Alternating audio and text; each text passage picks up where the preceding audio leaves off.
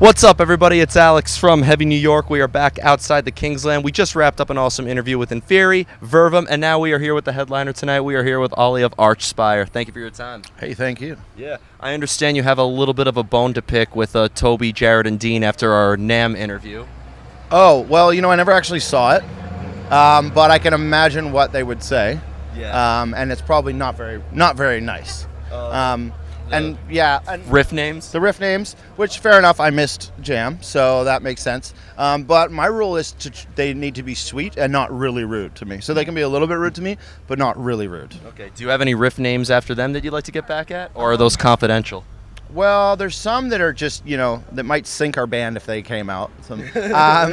No, just a bit too brutal. I'm trying to think of who last missed Jam. The thing is, it's not much that I can say, that it can't really get out. Jared missed Jared. We called Jared Bone Mop because he looks like a mop, like an upside-down mop that made out of a bone. So we called him Bone Mop. Who's the egg that fell into an ashtray? Well, that's me. Oh, really? That's the egg that fell into the ashtray. I grew the ashes out a bit. I thought that was Toby. No, that's not Toby. What did we... Toby won't do anal, so he won't eat the ass. He's the only one in our band that won't eat ass. Like a lot of us prefer ass over pussy. Aspire? Yeah, it's Aspire. I'm not going to say who prefers and who just adds it into the equation, but I'll say that Toby just straight up doesn't touch the ass. Okay. Well, yeah. Everybody's their own person. I guess. I mean, I don't fuck with the pussy at all. I just butthole and clit. That's it. I don't need that shit at all. So somebody for like Toby, we'll bring that up a lot, like in front of his girlfriend and stuff. And Dean, his wife wants more anal, but because they're married and now she farts a lot in front of him, so it sort of ruined the anal for him. So she wants more anal, but she won't stop farting, so he won't really give it to her. So that's sort of what's going on. So if they aren't already riff names, they've definitely been like stage reps that I've said about them. Beautiful. So, yeah. Beautiful. Yeah, so I got back at him a little bit. Now, on a more serious note, that just screwed any monetization of this video, and I don't give a shit. There's no good segue. But, you're performing Relentless Mutation in its entirety tonight. It's been 2 years since the release of the record. What I was curious is that I know that the way that people hear it on the record is actually the order that you guys wrote it in. So Involuntary Doppelganger being the first song, yeah. Dark Horizontal being the last one. So playing this record in its entirety, is it a little bit reminiscent of when you guys were first making it at all? Because you're playing it in the order that you wrote it in? Well, we actually aren't playing it in the order that we wrote it in. Oh. And we thought about doing that, but the album's half an hour, and we want to play for more than that. So we were like, do we really want to start off the set with older songs? The older songs aren't as familiar to the crowds that we're getting now, that are a little bit broadened. So they're mostly familiar with the newer record. So we didn't really want to start with all old songs. And we also didn't really want to end with all old songs. So we figured we'd put splice some in between. And also, the crowd response is different than an album, dynamic. So we want to end with a good crowd song. So we did switch up the order a bit. But it's interesting to play this. Like, there's one song, Dark Horizontal, which we had never actually all played live. Which is my favorite on the album. Oh, awesome. I was so pissed at that Obscura show when you didn't play it. Yeah, well, we had never played it before because we wrote it, and then we went into the studio, and we were finishing it in the studio. I think I wrote some of the lyrics the night before I recorded them. Mm-hmm. And so that was more of a studio-driven process to writing that song. So this tour, we really wanted to play it for the people that enjoy that song. So we got together, and we individually jammed it for like a week, and then we came together and played it for a week, and we're like, all right, we got it now. And but it was interesting to see it, come to life, because it was just sort of pieced together in the studio, and then now it's a real live experience. So that's fun for me to play, and kind of reminds me of being in that, in Denver recording that. Yeah. What I've noticed about this record is that it is very consistent. Like, I feel like, there's always like a record where like maybe you like these songs but not this song. But I feel like if somebody likes Involuntary Doppelganger, they could appreciate Calamus Will Animate or The Mimic Well or any of those songs. So being that this record is fairly consistent, did maybe the making of each song on this record maybe get a little bit easier because you had like a formula that you stuck with? I think in a way it almost made it a bit more difficult for us. And well, for me, as far as the lyrics go and writing and that process, but also musically, just how we wanted to have more hooks. We wanted to have more chorus stuff in the songs. But for me, it was a bit difficult because I had to, I wanted to say the name of the song in the song so people have something to take away from it, right? And so they have something to relate to it. So doing that for each song was a bit of a challenge because I'm not really used to doing that. So it was actually a bit more challenging to actually, to try to make something a bit catchier, make choruses rather than just, write something, fit it to the music, don't repeat, So that was challenging. It was sort of trying to add a pop element to a genre that doesn't really have that. And I mean, it's very far from obviously being pop, but just the idea of having, a chorus and the name of the song in the song, you can just kind of hear it almost, So. Yeah. Now, what I've noticed is with your lyric style, like your vocals really follow the rhythm to like the point where, like for instance, the intro to Calamus will animate. If you're like one syllable over or one syllable under, I feel like it wouldn't work as well. Like, do you need to like hear the music in order to come up with the lyrics, or do you sometimes have a concept that the band kind of writes according to? Most of the time, how it works is I'm there when we write the music as well, and we all write everything together. And me and Spencer, although we don't know music theory or don't, play stringed instruments, we're still very involved in the process of writing the riffs, where somebody will have an idea and we'll be like, how about you do that half as many times, or how about you go lower on this section? So we're there to piece that together, and a lot of the time I'll base my patterns on Spencer's snare if I want ideas, but most of the time I'll get the songs completed and then I'll write to that, and then try to find patterns within it that complement the music. But then sometimes I'll come up with an idea, and I think Calamus, I had that idea for the intro. We wanted to have a vocal intro that was, a cappella like that.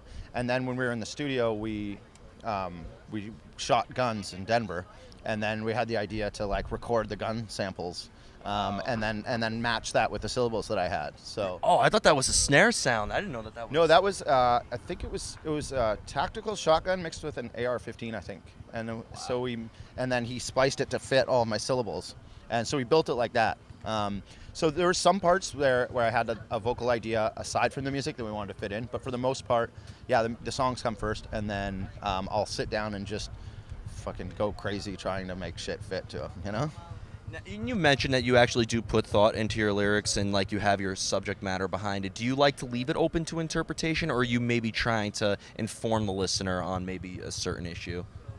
I do like leaving it open. I like it if you can form an image of something by reading it. And I also understand that a lot of the time people don't read lyrics to death metal, or if they do, they're generally, they're generally just more violent, more horror themed, or, which is great. I think that's really cool. But I did want to do something a bit more sci-fi and also a bit more open to interpretation. So it's not like King Diamond where like the grandma went down the stairs. It's like you're creating an idea. Like I have the story in my head that I could explain, but I want to do it in a way where somebody be like, oh, maybe it means this, or maybe it means this. That way you compile your own sense of what the album is about, because it's cool. I get people coming up to the merch table and be like, oh man, I really like in this song how this happens, and you're like, oh, I didn't actually think of it that way, but that could fit into the story, So, but that being said, I do want to get more cohesive with the story in the next album, and I think that as we go, I do want to do that more, have more of a linear story that's easier to follow, just to do something different, for the only reason to just switch it up a bit, Yeah. And I have 2 more questions for you.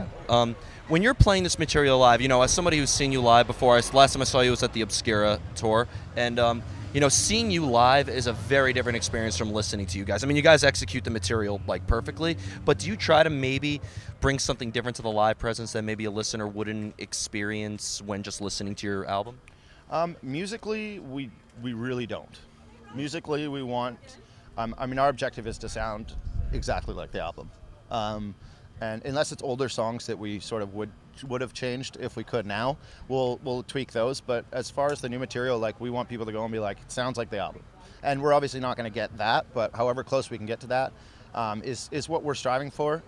But the only other element I would add is maybe just the in-between stuff. Commentary, you can't. Yeah, and that's something that everyone in the band kind of wants to keep so that people can kind of see that, We're not aggressive people. We're not an aggressive band. We're not like, you know, a macho band.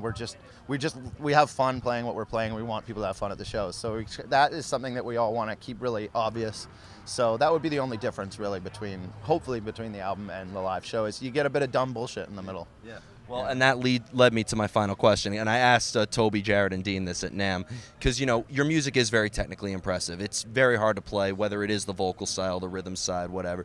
But is there ever a serious moment that you guys have to maintain this excellence, or just having a sense of humor just help the band at all? I think it does help for touring, because we rip into each other all the time. So it really sort of drops your ability to hold on to things. So if somebody pisses you off, you really got to let it go, because it's the only way that it's gonna, and it's all out in the open, you know. So it helps us not really hold on to grudges. But as far as the music writing goes, we hold each other accountable for ideas. So if one of us doesn't like an idea, we're not too shy to say something, because we're really comfortable with each other, because we fuck around so much. So if Toby writes a riff that sucks, we'll be like, yeah, Toby, that riff sucks. And he'll get pissed off for a second, and then it just goes out, you know. Name a riff after you leave. yeah, exactly. Wait till I leave. So I think that dynamic does help us write, because we have a tighter filter for riffs, because we really won't let people get away with shit. Awesome.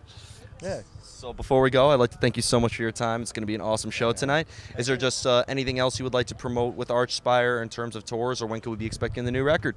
Well, we're doing a few shows after this tour. We're doing Hellfest, and then we're doing a show in Tel Aviv, and then we're doing Tech Fest in the UK. And then after that, we're going to hunker down for 4 months and keep working on the new album. So that's what we got coming down the pipes. And other than that, if you see Toby ever and he's got a bag of chips, fuck up his chips. Crush his chips. That's what we're doing, and he doesn't need them. His girlfriend clearly doesn't want him to keep eating chips. So if you see him and he's got chips, he might be at the merch table or whatever. If you see his chips, crush those fucking chips. And he'll be less fat, but still fat and bald. And bald. Yes, bald by choice, which pisses me off. Yeah. He's mocking us bald guys, you know. Not us bald guys, but us like me and Dean, you know. He's the tech death David Draymond. That fucking hairline, dude. Every day I wake up and see that fucking thing. It just pisses me off. Yeah. So fuck Toby's chips and stay tech. Yeah. Awesome. Well, thank you so much, man. Thank you, dude. Everybody, Oli of Archspire, pick up Relentless Mutation if you haven't already. Be on the lookout for new music soon. We'll see you next time on Heavy New York, everybody. And remember, mess up Toby's chips.